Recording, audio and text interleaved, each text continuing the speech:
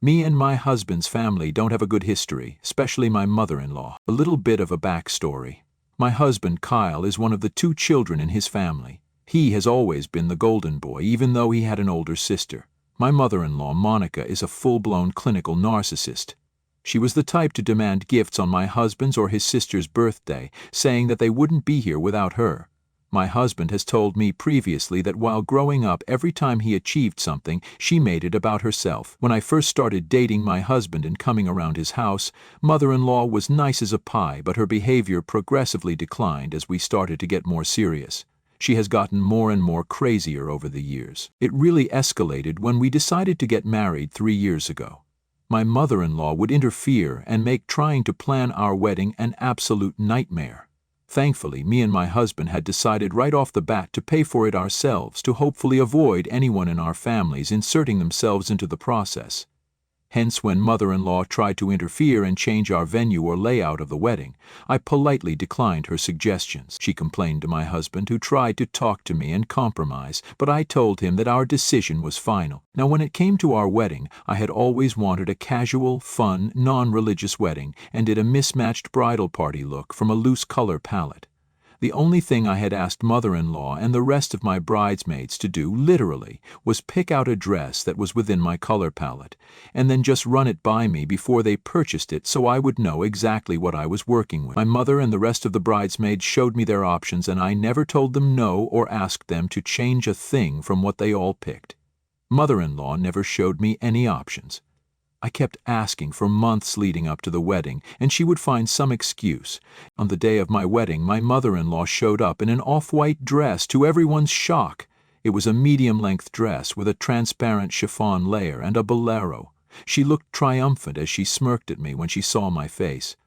I knew then and there that she was going to be a pain in my ass forever.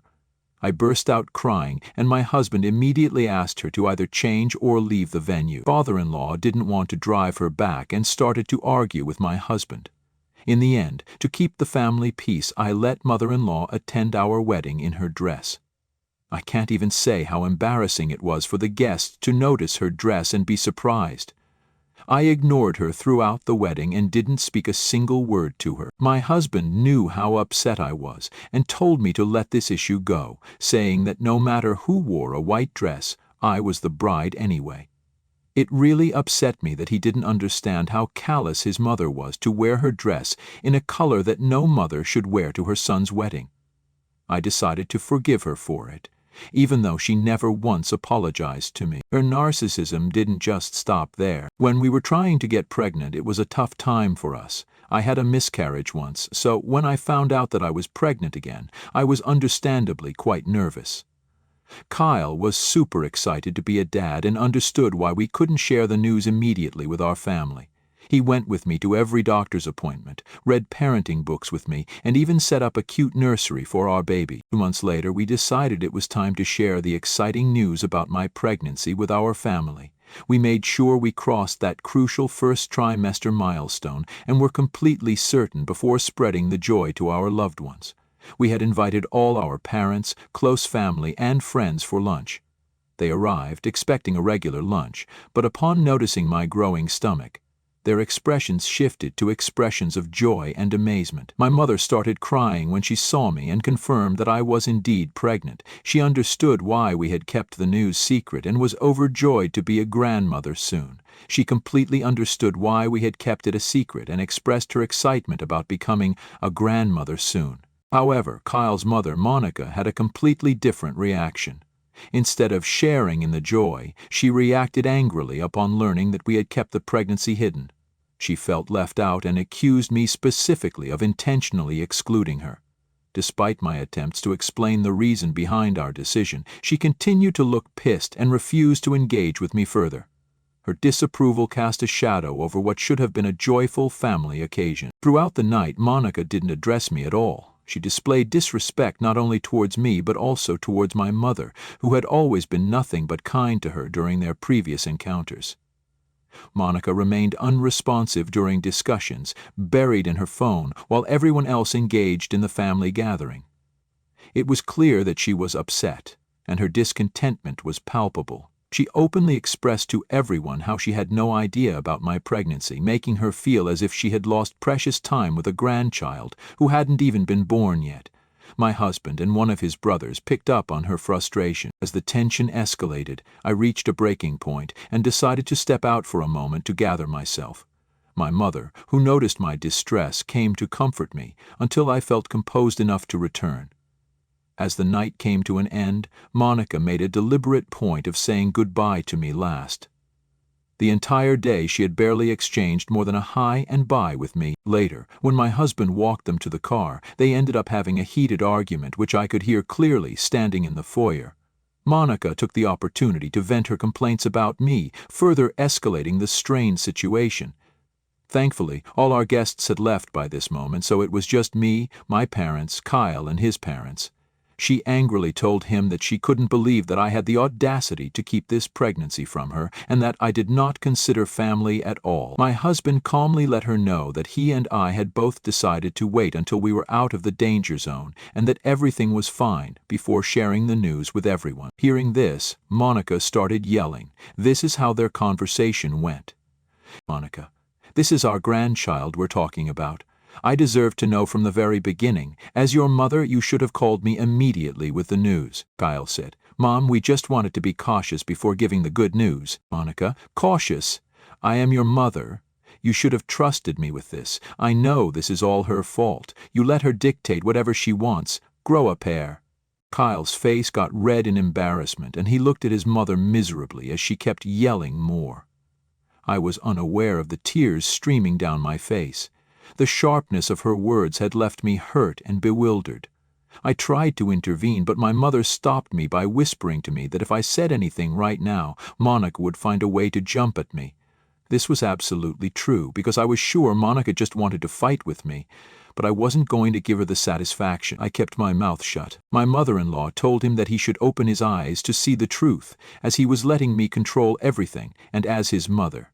She should have been the first to know if her son was having a child.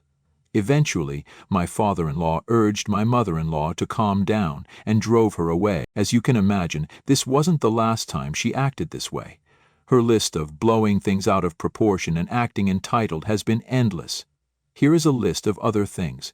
She tried to go behind my back and teach our baby to call her Ma instead of Grandma, which absolutely infuriated me. She will beg me to babysit our child, and will then make sure that everyone knows how much she helps us around and how we always need her. When I had a few health issues after pregnancy, she would tell me that I needed to be a better mother to her grandbaby and should get over myself. Due to all these incidents above and many more, my relationship with my mother-in-law has never been great, but I continue to tolerate her for the sake of my husband. Now coming on to what happened, my mother-in-law and father-in-law recently moved into a new place. They had been inviting us to check it out, but we were quite busy, so we couldn't meet. Kyle wanted me to go alone with our child Debbie, but I was hesitant. He urged me to go so that his mother would stop calling him and asking him to check her new place out. Begrudgingly, I agreed to go during the weekend. Debbie had a friend's birthday party to attend that weekend, so I dropped her off and asked my mother to pick her up, as Debbie loved spending time with her grandparents. It was a sunny Friday afternoon when I went to check out my in-laws' new place. The property was massive, and it looked like my father-in-law had spent a lot of money on it for his retirement. The house was huge and had a mix of modern and classic styles. The yard was really nice, with lots of green plants and flowers that smelled great. When I got there and rang the doorbell, my mother-in-law opened the door, perhaps thinking it was Kyle. She looked excited at first, but then she saw it was just me. She looked confused and asked me where Kyle and Debbie were. I told her that Kyle had an appointment, and Debbie had to attend her friend's birthday. This really upset her, and she started complaining about how selfish we all were to not find any time to spend with her. I tried to change the topic awkwardly by telling her that I was there and that I would love to check out her new place. She smiled a bit sadly and invited me inside. The inside of the house was just as fancy. The entrance had high ceilings and everything was nicely decorated.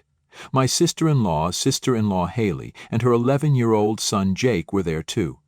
I gave them a friendly greeting. Sister-in-law, much like her mom, never seemed to be a fan of mine. I couldn't figure out if it was a personal issue or just to make her mom happy.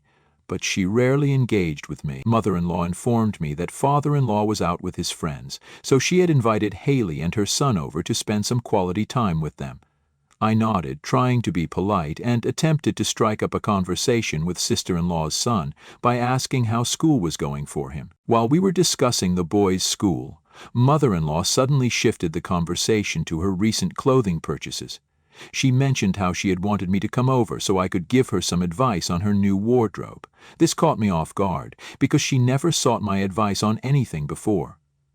I tried to hide my surprise and responded with a polite, "Oh, that's nice. I'd be happy to help." It felt a bit strange, given our history, but I decided to see the positive side and embrace the opportunity to bond over something as simple as fashion. She seemed pleased with my response and led the way towards what she proudly referred to as her pride and joy, the newly built walk-in closet. As we approached the impressive display of clothes, shoes, and accessories, I couldn't help but appreciate the lavish collection she had amassed. While I was admiring the outfits, mother-in-law eagerly began showing me different pieces, asking for my opinion on colors, styles, and accessories. It was a bit surreal given our rocky history, but I tried my best to be helpful and provide thoughtful suggestions. My mother-in-law then encouraged me to look through her closet and that she would be right back. I nodded and was checking out her new clothes when I heard the pattering of feet running behind me. Before I could even look back, with mischievous laughter, sister-in-law's son Jake gave me a push, causing me to stumble into the closet, and swiftly locked the door behind me. I fell face first into the closet. My head and teeth hurt with the impact. I couldn't comprehend at first what had just happened. The initial shock gave way to a sense of confinement and panic as I realized that Jake had turned off the light switch which was outside the closet door and had locked me in. I was enveloped in darkness and felt claustrophobic. Shocked and terrified, I began banging on the closet door, desperately calling out to mother-in-law and sister-in-law for help. However, my pleas seemed to fall on deaf ears, or perhaps they were conveniently ignoring my distress. I fumbled for my phone, hastily switching on my phone's flashlight. Anxiety crept in as I noticed my dwindling battery, making me worry that my phone might die before I could escape the confined closet. You see, I have had an irrational fear of darkness ever since I was a child. I had locked myself by mistake in my grandmother's closet while playing hide-and-seek with her, and my grandmother, who was hard of hearing given her age, had taken an agonizing hour to finally find me stuck in the closet, crying and screaming. The sheer terror of that moment lingered, leaving me with an irrational fear that surfaced whenever I found myself enveloped in darkness. I continuously attempted to reach out to mother-in-law and sister-in-law for assistance. Unfortunately, my calls went unanswered, and a growing sense of isolation enveloped me. I was confused as to why they wouldn't pick up my calls, even though I could hear them laughing loudly downstairs. In a last-ditch effort, I decided to dial my husband's number in desperation. After a few rings, he casually answered. Desperation in my voice, I explained the dire situation. "Kyle, thank goodness you picked up. Something terrible has happened and I need your help." Kyle, seemingly unfazed, inquired about what was going on. I proceeded to recount the incident. "Your nephew just pushed me and locked me inside the closet at your mom's place. He has switched off the lights. I have been banging on the door, but no one has come to rescue me. You know how terrified I am of dark spaces." Kyle, less sympathetic, retorted, "Are you seriously calling me in the middle of my work for this? This isn't even an emergency. Just call my mother who is inside the house instead of calling me." Frustrated, I replied that I did call his mother and his sister several times, but they were not picking up. I explained how I didn't have a lot of charge on my phone to begin with, and switching on my phone's flashlight was also draining my battery more. I begged him to come over and help me, as he knew how scared I was of the darkness. I had talked to him at length about this. Kyle, unmoved by what I had just told him, stated, "Locked in a closet? Seriously? No, I can't come over, as I am busy right now, so find someone else to help you." To my dismay, he nonchalantly dismissed my continued plea for help and cut the call short. I was stunned by his reaction. The growing panic within me pushed me to continue banging on the closet door, desperately calling mother-in-law and sister-in-law, but their phones remained stubbornly silent. Feeling trapped and helpless, I decided to call my father-in-law, since he was now the only person left who I could call. I knew he had been out with his friends, but I had no one else to turn to. The phone rang and I held my breath, hoping he would answer. He picked up and I nervously explained the situation, revealing that Jake had locked me in the closet, and despite my attempts to reach out to others, no one was responding. He immediately assured me that he would make his way back home as quickly as possible, and was shocked that mother-in-law and sister-in-law couldn't hear me all this while. After what felt like an eternity, I heard voices outside. I could recognize my father-in-law yelling something, and he seemed to be directing someone to unlock the closet door. My anxiety began to subside as I realized help was finally on its way. The door creaked open, and I squinted against the sudden light. Sister-in-law and father-in-law stood there, wearing a mix of concern and frustration on their faces. I came out of the closet a bit disoriented but grateful for the release from that confined space. Father-in-law asked mother-in-law why I was locked in her closet, and she started to feign innocence. I recounted the incident to everyone, detailing how Jake had pushed me into the closet and locked it. However, both mother-in-law and sister-in-law scoffed at my words, dismissing them entirely. They insisted that Jake would never do something like that. Frustrated and angry, I questioned why they hadn't come to check on me or respond to my banging on the door. Their excuse was that they were in the backyard where mother-in-law was showing Haley and Jake her new rose garden. Jake was peeking from the door, so I directed my anger at him and started to question him about why he would lock me inside, but sister-in-law interrupted me. She told me that her son would never do such a thing and started to claim that I must have closed the door myself, and the key must have fallen out. Their blatant lies left me beside myself with frustration and disbelief, as it still didn't explain how the lights got turned off then. My father-in-law tried to calm me down, and I knew that regardless of what I said, mother-in-law and sister-in-law would continue to defend each other. Defeated and hurt, I returned home. I called my mother on my way, apologizing that I couldn't come and pick Debbie up for the night, and she might have to stay over at their place. I was trembling with shock, and my mother knew that something was wrong, but I did not have the energy to tell her at the moment what had just happened. I reached home and waited for my husband to return so I could confront him about what his family had done to me. However, to my disbelief, when I recounted the incident to him during dinner, he berated me for overreacting and started accusing me of being childish. He insisted that this was a ridiculous accusation to make about his family. He refused to believe that his nephew could have locked me inside the closet, and his mother and sister had knowingly refused to help me. He continued to justify his action on why he couldn't come to help me, saying that he wasn't at my beck and call. So I needed to be more understanding. With everyone gaslighting me, I started to doubt myself. In an attempt to avoid further conflict, I chose not to argue with him any further. I retreated to bed, enveloped by a profound loneliness, struggling to understand what had happened. The weight of the incident pressed heavily on my chest, and the feeling of being dismissed and misunderstood by my husband lingered. I knew that what had happened to me wasn't merely a prank. It was intentional, calculated, and deeply humiliating, since everyone pretty much had an idea that I was afraid of the dark. The following day, while I was at home grappling with the emotional aftermath of the previous day's ordeal, I received a TikTok link from my cousin. She asked if the video featured me. Opening the link, I was quickly horrified to see that my nephew Jake had recorded the entire incident and shamelessly posted it for his followers on TikTok. He was clearly telling his followers how he wanted to prank me, and locking me inside the dark closet was the perfect plan. He hid the camera in a corner and then ran to push me inside. My blood boiled in anger seeing his laughter. Infuriated, I shared the video in our family chat, demanding that everyone now owe me an apology since I had proof.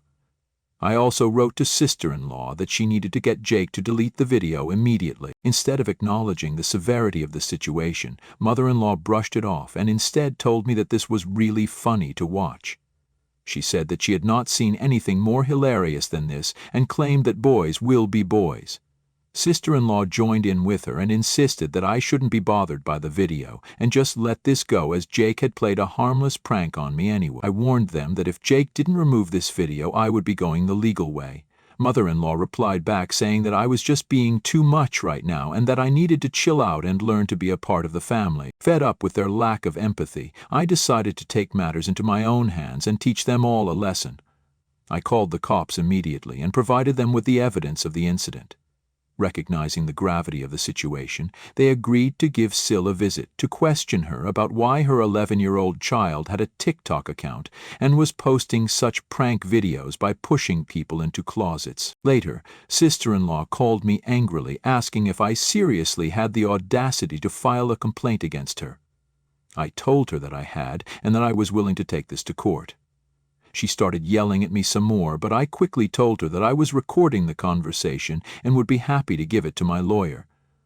She quickly shut up after that. So am I the a-hole for teaching my husband's family a lesson for locking me inside the closet for over an hour? Update 1. In just a few hours I have received thousands of comments, and I am glad to see that a majority of you understand why I decided to involve the police. I have been receiving multiple calls from my in-laws who are asking me to withdraw my statement to the police.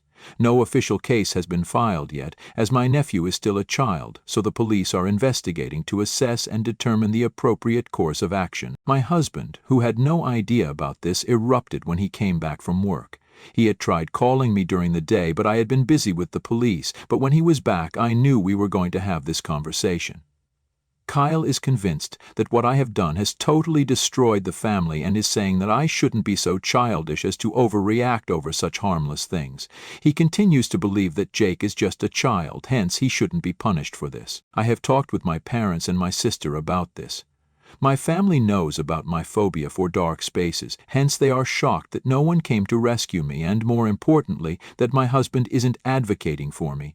My dad had a strong word with my husband, telling him that if I had called him for help while stuck in the dark closet, then it should have been his responsibility to either come to help me or immediately call his parents to get me out. The fact that he didn't do either of these things doesn't sit right with me or my family. Thanks to everyone's comments, I can see that my husband and his family's dismissive attitude has been going on for a long time and I have been blind to it. I will continue to update you when there is any further development. Update 2. It's been a week since my last update and there has been a major development. You see, sister-in-law's husband, Vic, who was out of town, recently returned and he found out about what had happened between me and Jake. He completely lost it and asked my nephew to immediately take down the video and apologize to me personally.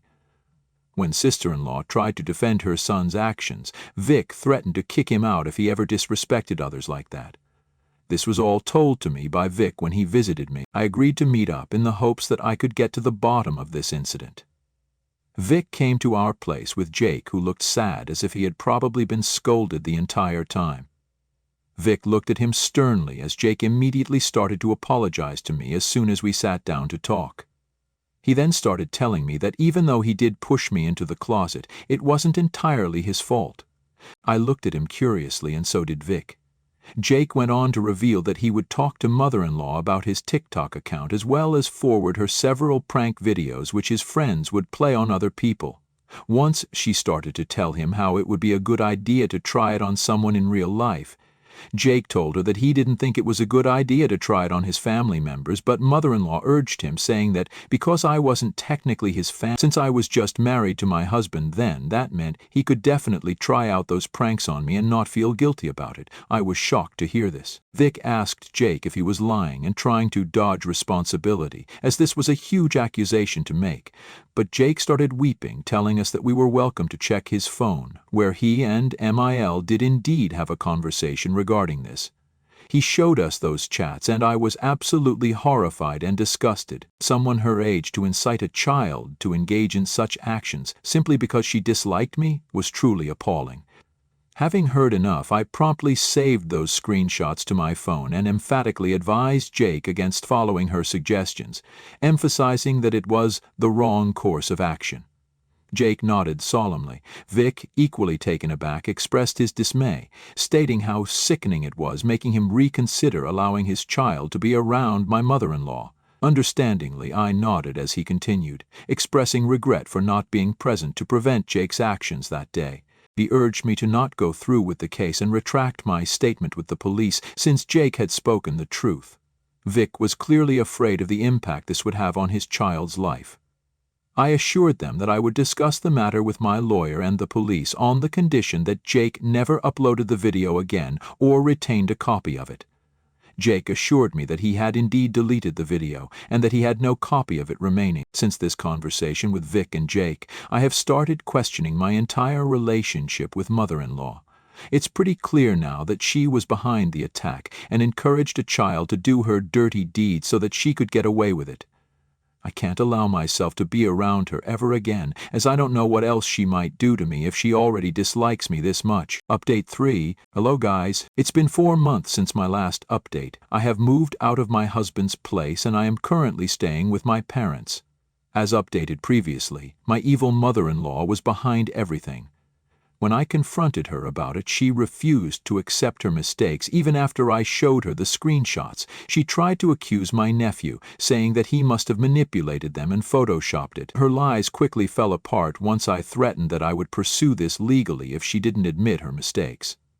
Mother-in-law then begrudgingly admitted that she had pre-planned this with my nephew, and when she saw that I had come alone to visit her, she thought this would be the perfect time to play the prank on me.